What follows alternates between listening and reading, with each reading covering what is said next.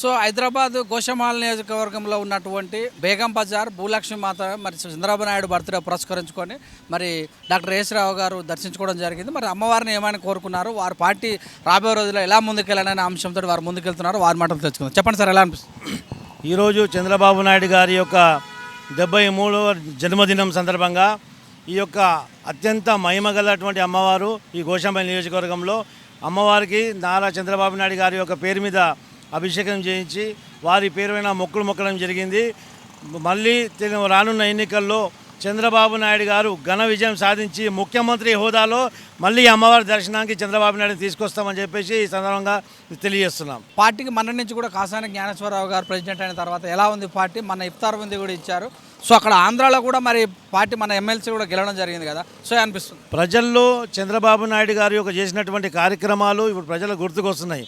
గత 4.5 సంవత్సరాల నుంచి అక్కడ జరుగుతున్నటువంటి సైకో పరిపాలనతో ప్రజలు విసుగు చెంది స్వచ్ఛందంగా తన కంచుకోటగా భావించేటువంటి కడప జిల్లాలో కూడా ఎమ్మెల్సీ తెలుగుదేశం పార్టీ గెలవడం జరిగింది. ఇప్పుడు రానున్న ఎన్నికల్లో ఘన విజయం ఫుల్ స్వీప్ చేసే అవకాశం తెలుగుదేశం పార్టీకి ఉంది. తెలుగుదేశం పార్టీ ఘన విజయం సాధిస్తుంది. ఎందుకంటే ఆనాడు అన్నగారు బీసీలకు పెద్దపీట వేశారు.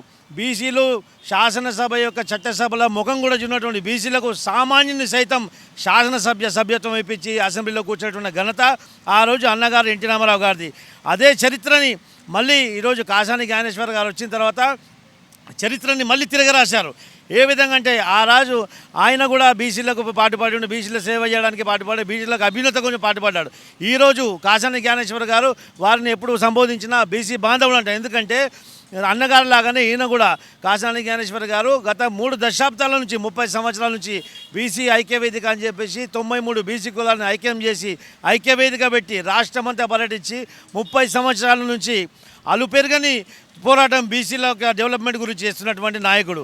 అదే నాయకుడు మళ్ళీ తెలుగుదేశం పార్టీ పగ్గాలు చేపట్టిన తర్వాత తెలుగుదేశం పార్టీ తెలంగాణ విభాగానికి అధ్యక్షుడైన తర్వాత మొట్టమొదటి సీటు నాయి బ్రాహ్మణులకి ఇస్తా అని చెప్పేసి ప్రకటించాం. అది ఒక చరిత్ర. అదేవిధంగా నేను ఒక నాయి బ్రాహ్మణ సామాజిక వర్గం చెందినవాడు కాబట్టి మా యొక్క సామాజిక వర్గానికి ఇప్పటి వరకు ఏ ఒక్క పార్టీ కూడా టికెట్ ఇవ్వలేదు, ఏ ఒక్క పార్టీ కూడా హామీలు ఇవ్వలేదు. మొట్టమొదటిసారిగా స్వాతంత్రం వచ్చిన నుంచి ఇప్పటి వరకు ఏ ఒక్క పార్టీ చేయనటువంటి ఒక చరిత్రను సృష్టించిన నాయకుడు కాసాని జ్ఞానేశ్వర్ గారు.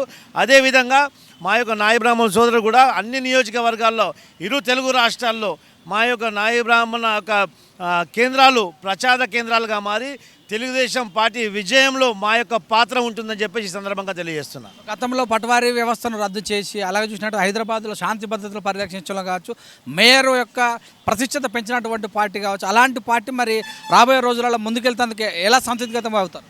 హైదరాబాద్ అంటే ఒక కర్ఫ్యూ నగరంగా భావించేది. ఇప్పుడు మనం నిలిచినటువంటి ప్రాంతం ఎప్పుడూ ఒక టెన్షన్ వాతావరణం ఉండేది, కర్ఫ్యూ వాతావరణం ఉండేది. మత సామరస్యాన్ని గెలుపొందించి ఈ యొక్క పైల్వాన్లు రౌడీ షీటర్లు అందరినీ కూడా మటుమాయం చేసి ఈ యొక్క కర్ఫ్యూని ఈ చరిత్రగా మిగిలించారు. ఈ యొక్క కర్ఫ్యూ అంటే ఇప్పుడు ఉన్నటువంటి యువకుల కర్ఫ్యూ పేరు తెలియదు. ఒకప్పుడు మేము మా యొక్క చిన్నతనంలో అనునిత్యం ఎప్పుడు కర్ఫ్యూ వస్తుందో సామాన్య రోజులు తక్కువ, కర్ఫ్యూ రోజులు ఎక్కువ అనుభవించినటువంటి రోజులు మా యొక్క స్కూల్ డేస్. కానీ కర్ఫ్యూని మొత్తం మటుమాయం చేసి ఈ యొక్క శాంతి భద్రతను పరిరక్షించినటువంటి పార్టీ తెలుగుదేశం పార్టీ. ఆ రోజు అన్నగారు, తర్వాత చంద్రబాబు నాయుడు గారు.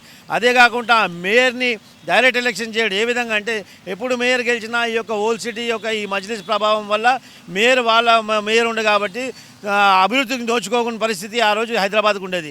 అలాంటి పరిస్థితుల్లో ఒక ప్రత్యేకమైనటువంటి ఆర్డినెన్స్ తెచ్చి మేయర్ని డైరెక్ట్ ఎలక్షన్ చేసి తెలుగుదేశం పార్టీ మేయర్ వచ్చే విధంగా జాగ్రత్తలు పడినటువంటి పార్టీ తెలుగుదేశం పార్టీ. రోడ్ వైడింగ్ కూడా తెలుగుదేశం పీరియడ్లోనే ఈ సిటీ డెవలప్ అయిందంటారు. అలాంటి విషయాలను ప్రజలకు ఎలా తీసుకెళ్తారు? రోడ్డు వైడింగ్లలో ఏ విధమైనటువంటి కమ్యూనల్ ఇష్యూలు జరగకుండా ఈ గుడులు కానీ మస్జిద్లు కానీ దర్గాలు కానీ మత సామరస్యంతో అందరినీ ఒప్పించి రోడ్ వైండింగ్ చేసి ఈ యొక్క హైదరాబాద్ నగరానికి ఇంతటి వెలుగు తీసుకొచ్చిన నాయకుడు చంద్రబాబు నాయుడు గారు. అలాంటి చంద్రబాబు నాయుడు గారు ఈరోజు 73 వసంతాలు పూర్తి చేసుకున్నటువంటి నవ యువకుడైన ఈరోజు కూడా ఆయనకున్నటువంటి స్ట్రెంత్ మేము యువకులు మా లోపల లేదు. అది ఆయనకు దేవుడు ఇచ్చినట్టు ఒక వరం. అలాంటి నాయకుడు నిండు ఆయురారోగ్యాలతో నిండు నూరేళ్ళు కలకాలంగా నీళ్ళు ఆరోగ్యంతో ఉండి ఈ యొక్క తెలుగు రాష్ట్రాల ప్రజలకు ఆయన సేవలు ఇంకా అవసరం కాబట్టి ఆయన ఆరోగ్యంతో ఉండాలని చెప్పేసి ఈరోజు అమ్మవారికి ప్రార్థిస్తున్నాం. మొత్తం మీద చూస్తే నారా లోకేష్ అక్కడ పాదయాత్ర చేస్తున్నాడు అటు ప్రతిష్టంగా. మరి ఇటువైపు అలాంటి పాదయాత్రలు కానీ మీ నాయకుల దృష్టికి తీసుకెళ్ళి సమస్యను ప్రజల్లో ఉన్నటువంటి సమస్యను మరి కేసీఆర్ చేస్తున్నట్టు పాలనను ప్రజల్లో వ్యతిరేకత ఆ యొక్క అంశాలన్నింటి కూడా తీసుకెళ్లే అవసరం ఉందా? ఒకవైపు నారా లోకేష్ దూసుకెళ్తుండు ప్రతి జిల్లాకు, మరోవైపు జిల్లా వారీగా చంద్రబాబు నాయుడు గారు ఆ యొక్క సభలు పెడుతున్నారు. ఇదేం పాలనరా బాబు, ఇదేం కర్మరా బాబు అని చెప్పేసి స్వచ్ఛందంగా అక్కడ ఆంధ్రప్రదేశ్లో ప్రజలే వాళ్ళ ఇంటి ముందు బోర్డు స్టిక్కర్ తీర్చడం జరుగుతుంది. ఇదేం పరిపాలన బాబు, ఇదేం కర్మరా బాబు అని చెప్పేసి ఈరోజు వాళ్ళు బాధపడుతున్నారు. ఈ యొక్క సైకోకు ఓటేసి ఈ యొక్క సైకో ఊరూరు తిరిగి ముద్దులు పెట్టుకు ప్లీజ్ ఒక్కసారి అని చెప్పేసి వాడి ముద్దులకు వాడి ప్లీజ్కు వాళ్ళ యొక్క చెప్పినటువంటి హామీలు సాధ్యం కానిటువంటి హామీలతోటి ప్రజలు మోసపోయారు. ఇప్పుడు ప్రజలు తెలుసుకున్నారు మేము మోసపోయినామని చెప్పేసి, మేము మోసగించబడినాం కాబట్టి. అందుకే ప్రజలు స్వచ్ఛందంగా వాళ్ళ ఇంటి ముందు ఇదేం కర్మరా బాబు అని బోర్డులు పెడుతున్నారు. ఒక విధంగా తెలుగుదేశం పార్టీ నాయకుడు చంద్రబాబు నాయుడు గారు ప్రతి జిల్లాలు పర్యటిస్తున్నారు. లోకేష్ గారు పాదయాత్ర దూసుకెళ్తున్నారు.